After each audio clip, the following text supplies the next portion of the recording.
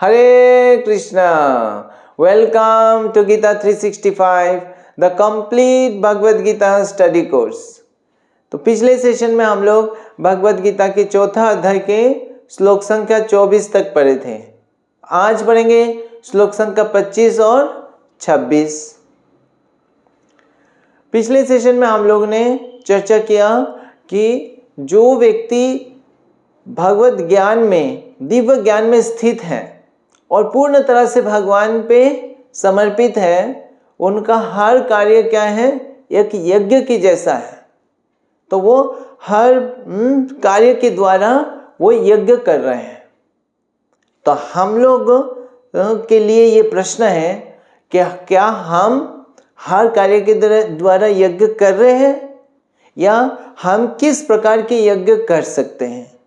हम सबके अलग अलग स्थिति है, कोई घर में रहते हैं तो कोई ब्रह्मचारी है। तो इस प्रकार हमारा अलग अलग स्थिति है। तो हमारा स्थिति के अनुसार हम कैसे एग्जैक्टली कार्य को करें जिससे ये यज्ञ हम कर सकें। तो इसकी स्पष्टीकरण आज के सेशन में होगा। तो चलिए पढ़ते हैं आज का पहला श्लोक। श्लोक संख्या 25। दैवमेवापरे यज्ञं योगिना पर्युपासते ब्रह्माग्नौ वपरे यज्ञं यज्ञनैवोपजुबति। अनुवाद। कुछ योगी विभिन्न प्रकार के यज्ञ द्वारा देवताओं की भली भांति पूजा करते हैं और कुछ परब्रह्म रूपी अग्नि में आहुति डालते हैं। तो इस श्लोक में भगवान विशेष करके दो श्रेणी का लोगों का बारे में वर्णन कर रहे हैं जो चेतना में अलग अलग स्तर पर है। तो तात्पर्य में श्रील प्रभुपाद समझाते हैं कि ये जो यज्ञ है, ये यज्ञ जो है वो अलग अलग श्रेणी के लोगों के लिए अलग अलग प्रकार के यज्ञ हैं। तो सब एक ही स्तर पर नहीं है चेतना के। तो जो पिछले श्लोक में चर्चा किया हम लोगों ने कि जो भगवान की पूर्ण शुद्ध भक्त है उनके लिए तो हर कार्य दिव्य है और हर कार्य उनके यज्ञ है और वो यज्ञ सबसे श्रेष्ठ यज्ञ है। लेकिन सब ऐसे स्तर पर नहीं होंगे। तो अलग अलग चेतना के स्तर में अलग अलग लोग होंगे, लेकिन वो अपने अपने स्थान पर रह के भी ऐसे कार्य कर सकते हैं जो यज्ञ के रूप में वो कार्य को कर सकते हैं और वो ही उनको धीरे धीरे क्या करेगा, मुक्त करेगा। अदरवाइज अगर वो यज्ञ के रूप में कर्म को नहीं करेंगे तो क्या होगा, उनका कर्म बंधन होगा। भगवान ने तीसरा अध्याय में बताया कि यज्ञार्थत कर्मणा अन्यत्र लोकायम कर्म बंधन। तो यज्ञ के रूप में कर्म को करना चाहिए। तो अदरवाइज जो भी कर्म करेंगे वो कर्म बंधन होगा। तो हमें प्रयास तो करना चाहिए जो श्रेष्ठ यज्ञ है, जो पिछले श्लोक में वर्णन किया भगवान ने कि भगवान के लिए पूर्ण तरह से हर कार्यों को करना। लेकिन सब उस स्तर पर नहीं है, तो इसीलिए अलग अलग श्रेणी के जो है यज्ञ है। अब प्रभुपाद तात्पर्य में ये भी बताते हैं कि जितने भी प्रकार के यज्ञ हैं, यज्ञ किया जाता है, उस यज्ञ को दो विशेष रूप से डिवाइड किया जा सकता है। एक यज्ञ में द्रव्य का क्या होता है, आहुति होता है। तो द्रव्य आहुति होती है या भौतिक पदार्थ आहुति होती है। और दूसरा यज्ञ है जो अपना चेष्टा है, प्रयास है और जो है एक प्रकार से इच्छा है कुछ प्रगति करने के लिए या कोई चीज़ को प्राप्त करने के लिए, आध्यात्मिक सफलता प्राप्त करने के लिए। वो जो प्रयास है वो भी एक यज्ञ की तरह है। तो ऐसे दो श्रेणी के यज्ञ हो सकता है। अब यहाँ पे दो श्रेणी के लोगों का वर्णन कर रहे हैं। तो पहला श्रेणी के लोग कौन है? जो देवताओं की उपासक हैं। और देवता कौन है? जो भगवान के द्वारा नियोजित जो है पर्सनैलिटीज हैं, जो शक्तिशाली उन्नत जीव है। तो जैसे इंद्र है, सूर्य है, तो दुर्गा जी है। इस प्रकार देवता है जो इस भौतिक जगत को चलाने के लिए भगवान ने उनको पद दिया है, उनको शक्ति दिया है। तो वो देवताएं जो है वो इस भौतिक समाज में मनुष्य को क्या कर सकता है? कई प्रकार की सुविधा दे सकते हैं, और देवता की उपासना करके वो स्वर्ग लोक की प्राप्ति भी कर सकते हैं साधारण लोग। तो इस प्रकार से देवताओं की उपासना के द्वारा जो है लोग जो है एक भौतिक सुविधा को प्राप्त कर सकते हैं, और इस जीवन के बाद स्वर्ग लोक के सुख को भी प्राप्त कर सकते हैं। तो जो ऐसे व्यक्ति हैं जो भौतिक सुख को प्राप्त करना चाहते हैं इस जीवन में और अगली जीवन में स्वर्ग लोक में, ऐसा लोग जो है वो देवता के उपासक हैं। और वो देवता की उपासना कैसे करते हैं? इस भौतिक सामग्री के द्वारा देवता को अर्पण करते हैं। तो ऐसे देवता की उपासना के द्वारा वो यज्ञ कर रहे हैं।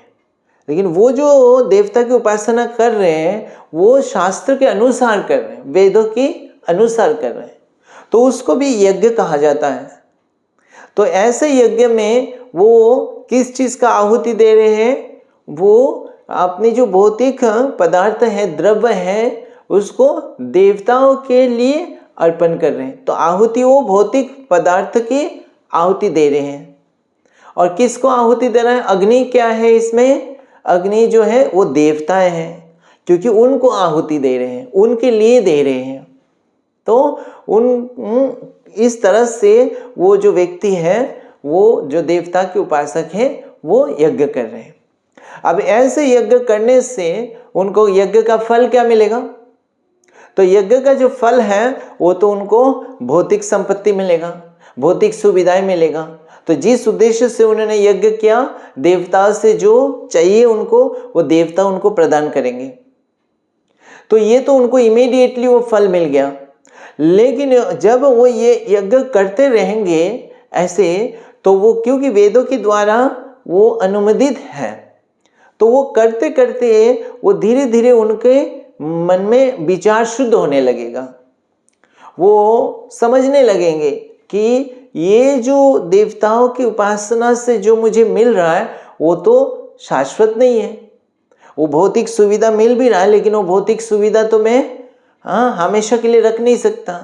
ये शरीर जो है वो क्या है? अशाश्वत है। धीरे धीरे उनको समझ में आता है, क्योंकि वो ये जो प्रोसेस है वो वेदों के द्वारा दिया गया, तो ये शुद्ध करता है।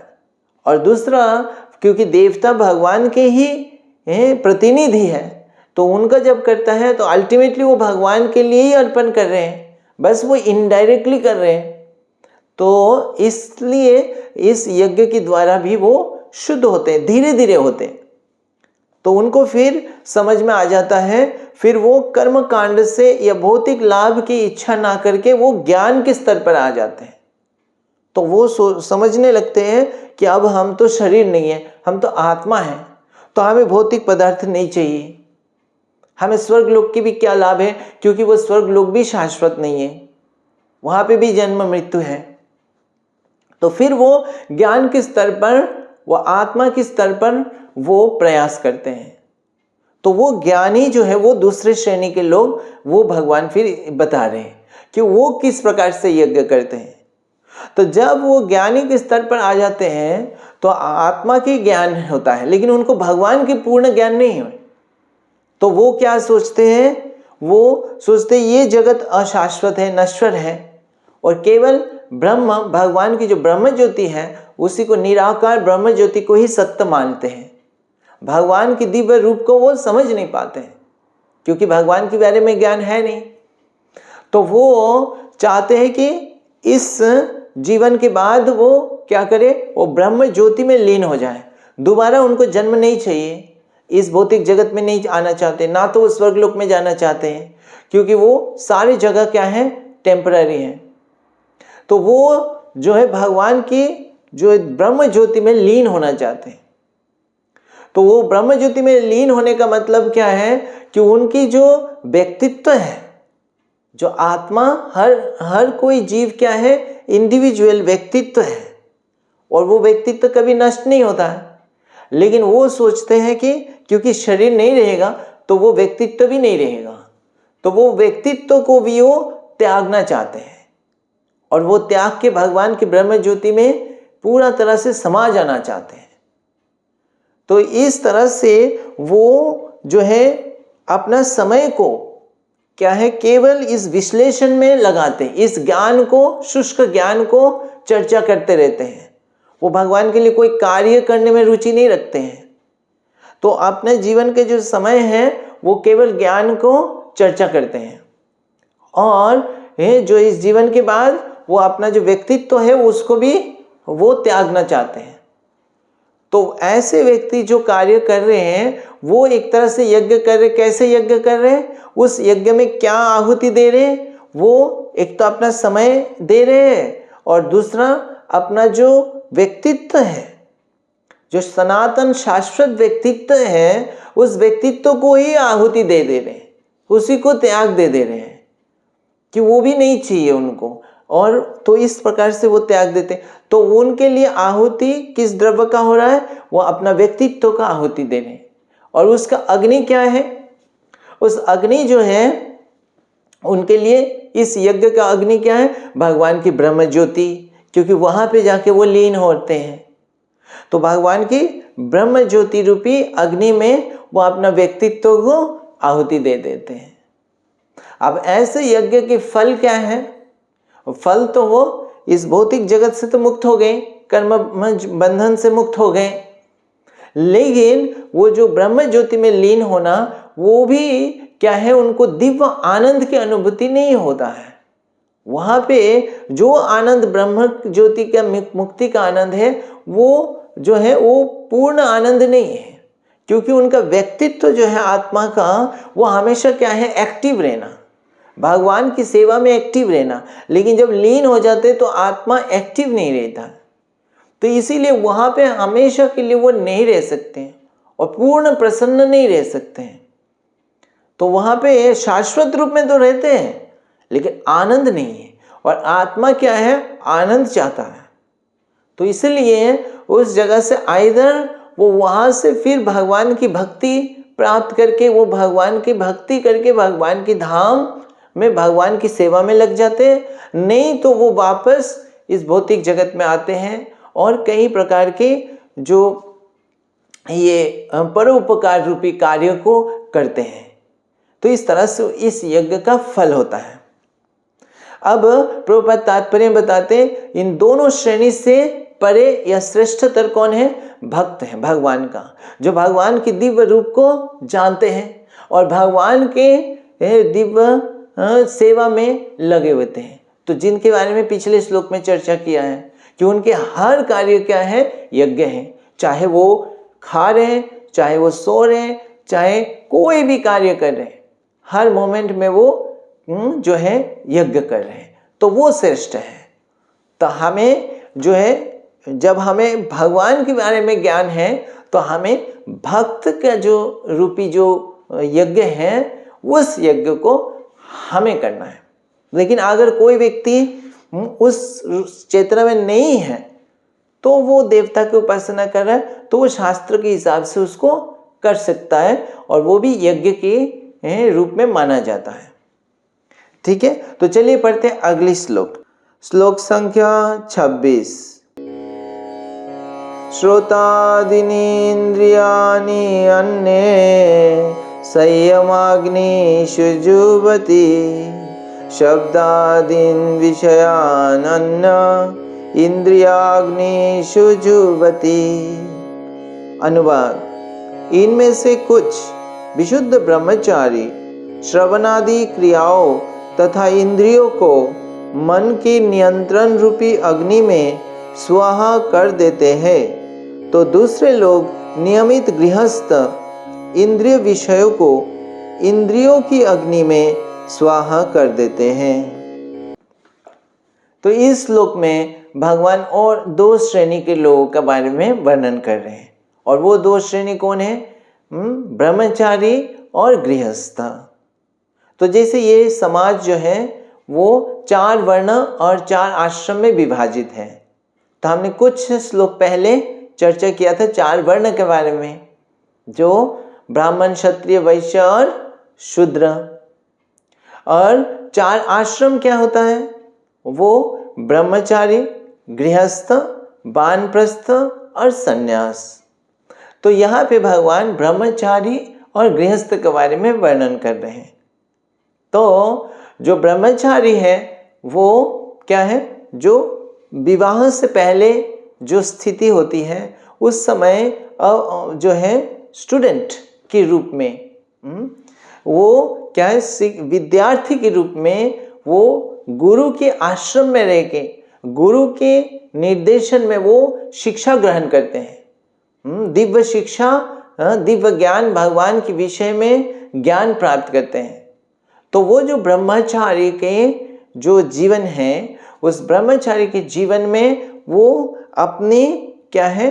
कई प्रकार की ट्रेनिंग उनको प्राप्त होता है, ताकि इस जीवन को सही तरह से चला सके और जीवन का असली उद्देश्य को प्राप्त कर सके। श्रील प्रभुपाद तात्पर्य बताते हैं, ये जो वर्ण है और आश्रम है, ये सारे वर्ण और सारे आश्रम का एक ही लक्ष्य है, और वो है भगवान की भक्ति में प्रगति करना। इस मनुष्य जीवन का असली सफलता जो कि भगवान के प्रेम को प्राप्त करना। तो इसीलिए इस सारे आश्रम के कार्यों को इसी प्रकार से डिजाइन किया गया है। तो ब्रह्मचारी आश्रम में खास करके उनके लिए क्या है? इस ज्ञान को प्राप्त करना और अपनी इंद्रियों को पूरा तरह से संयमित रखना। तो वो सीखते हैं कैसे सेंस को कंट्रोल करना, इंद्रियों को कैसे नियंत्रण करना। तो गुरु के आदेश के अनुसार वो इंद्रियों को सही दिशाओं पे चलाते हैं। तो यहाँ पे बता रहे हैं कि वो अपने मन के नियंत्रित मन के द्वारा वो इंद्रियों को चलाते हैं, और खास करके इंद्रिय के जो कार्य में सबसे मुख्य कार्य कौन सा है? श्रवण। तो इवन भक्ति के जो है नवदा भक्ति में सबसे पहला कौन सा है? श्रवण।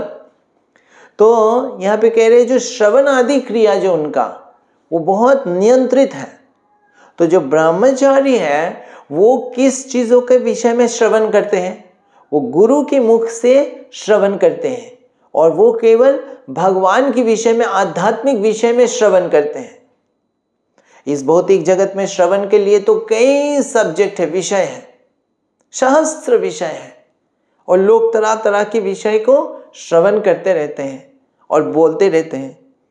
लेकिन वो बाकी विषय में, भौतिक विषय में बोलना और सुनना अच्छा लग सकता है थोड़ी देर के लिए, लेकिन वो जहर की तरह कार्य करता है। वो प्रकृति के गुणों के द्वारा हमें दूषित करता है, हमारे चेतना को दूषित करता है। इसीलिए अगर कोई गंभीर है भक्ति में, आध्यात्मिक पथ पे, तो उसको बताया जाता है क्या? ऐसे चीज़ें, फालतू की चीज़ें जो है श्रवण नहीं करना या बोलना नहीं, उसको कहते हैं प्रजल्पा।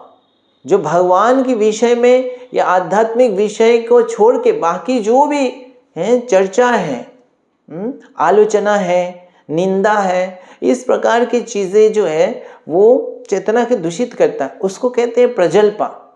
और इस भौतिक जगत में हर कोई इसी में रुचि लेता है। लेकिन ब्रह्मचारी को ये शिक्षा मिलती है कि ये सब चीज़ें नहीं सुनना, नहीं बोलना, केवल सुनना क्या है? कृष्ण कथा, भगवान के विषय में शास्त्र के अध्ययन करना और उसी का चर्चा करना। तो ब्रह्मचारी जो है वो इस तरह से अपने समय को भगवान की सेवा में लगाते हैं। श्रवण जो है उनका, वो केवल भगवान के विषय में श्रवण करते हैं। तो वो मन के नियंत्रण के द्वारा ऐसे कार्य करते हैं। तो इसलिए यहाँ पे भगवान कह रहे हैं जो ब्रह्मचारी है वो इसके द्वारा जो यज्ञ कर रहे हैं, वो यज्ञ में उनका क्या आहुति दे रहे हैं? वो आहुति दे रहे श्रवण आदि कार्य, तो वो जो श्रवण कार्य कर रहे हैं या कीर्तन कर रहे हैं, ये वो आहुति दे रहे हैं। किस में दे रहे हैं? नियंत्रित मन रूपी अग्नि में। तो वो मन के में जो है ऐसे कार्य को आहुति दे रहे हैं। तो इस प्रकार से वो यज्ञ के जो है कार्य कर रहे हैं, यज्ञ कर रहे हैं। तो ऐसे अगर हम ब्रह्मचारी में, हम में से कोई है ब्रह्मचारी, तो इस प्रकार से ब्रह्मचर्य का पालन करना है। उससे फिर ब्रह्मचर्य आश्रम में रहते हुए वो सुरक्षित रहते हैं और आध्यात्मिक जगत में, आध्यात्मिक पथ पे बहुत प्रगति करते हैं। तो इसीलिए श्रील प्रभुपाद ने ऐसे नियम बनाया। जो मंदिर में जो रहते हैं ब्रह्मचारी, उनके लिए बहुत जो है स्ट्रिक्ट रूल्स हैं कि उनके लिए जो है सारे मॉर्निंग में रेगुलर भागवतम क्लास को सुनना, और वो प्रसाद भी लेते हैं। तो वो जो भी सुनते हैं उस समय भी एक दूसरे से कृष्ण कथा का चर्चा करते हैं, भगवान के विषय में चर्चा करते हैं, भगवान के विषय में सुनते हैं। वहाँ पे कृष्ण कथा सुनाया जाता है प्रसाद के समय भी। तो इस तरह से उनका जो श्रवण है वो केवल भगवान के विषय में होता है, और इस तरह से वो यज्ञ का संपादन करते हैं। फिर आगे कह रहे हैं कौन? गृहस्थ, जो नियमित गृहस्थ, तो जो घर में रहने वाले हैं, फैमिली के साथ रहने वाले हैं, तो वो लोग तो ब्रह्मचारी जैसे नहीं रह सकते हैं। उनको कई सारे बातें करना पड़ता है, बिजनेस में, ऑफिस में, वो कई सारी चीज़ें सुनना पड़ता है, और उनको इंद्रिय को विषय के भोग भी करना पड़ता है। तरह तरह से उनको संतान उत्पन्न करना पड़ता है। तो इस तरह से उनको जो विषय की भोग करते हैं, तो लेकिन वो क्या है, वो नियंत्रित रूप में करते हैं। ऐसे नहीं जो इच्छा है वैसे कर दें, अपनी इंद्रिय की तृप्त करने के लिए कर रहे हैं, वैसे नहीं। उनको भगवान के निर्देश के अनुसार, गुरु की निर्देश के अनुसार जो उनको अलाउड है उतना ही करते हैं। इसीलिए उसको कहते हैं गृहस्थ आश्रम।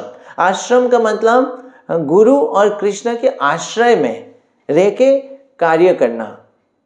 तो वो घर जो है, उनका घर एक आश्रम है। वो गुरु और कृष्ण के आदेशों का पालन करते हैं, उनकी प्रसन्नता के लिए कार्य करते हैं।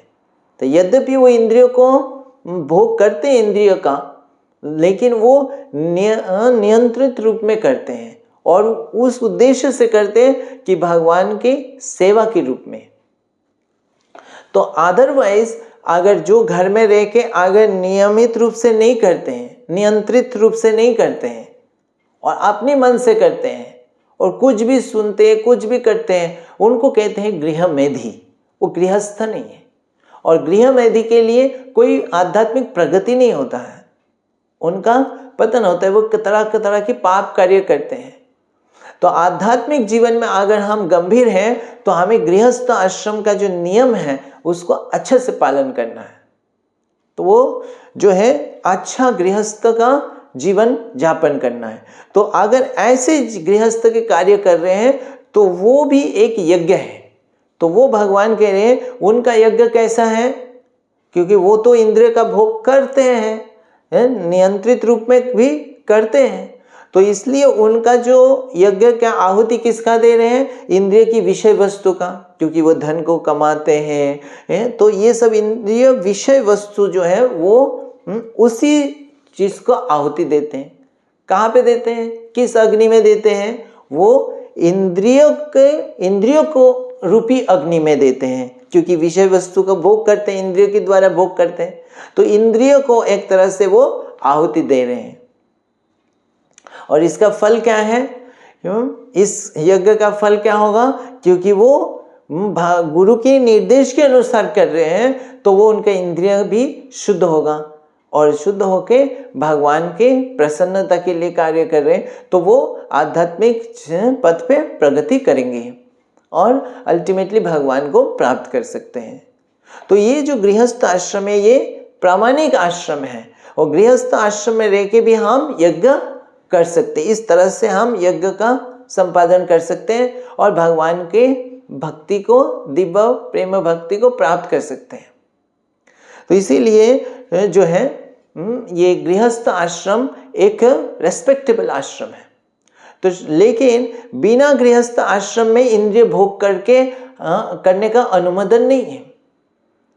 तो इसीलिए श्रील प्रभुपाद जब वो अमेरिका में इस आंदोलन का शुरू कर रहे थे, कृष्ण भावनामृत आंदोलन का शुरू कर रहे थे, तो उस समय विदेशी जो लोग आ रहे थे, कई युवक युवतियां आ रहे थे और कृष्ण भक्ति में रुचि ले रहे थे, लेकिन वो लोग क्या है, वो विवाहित नहीं थे, वो एक दूसरे के साथ में रहते थे, स्त्री और पुरुष एक साथ रहते थे, लेकिन वो विवाहित नहीं थे और वो इंद्रिय को भोग करते थे।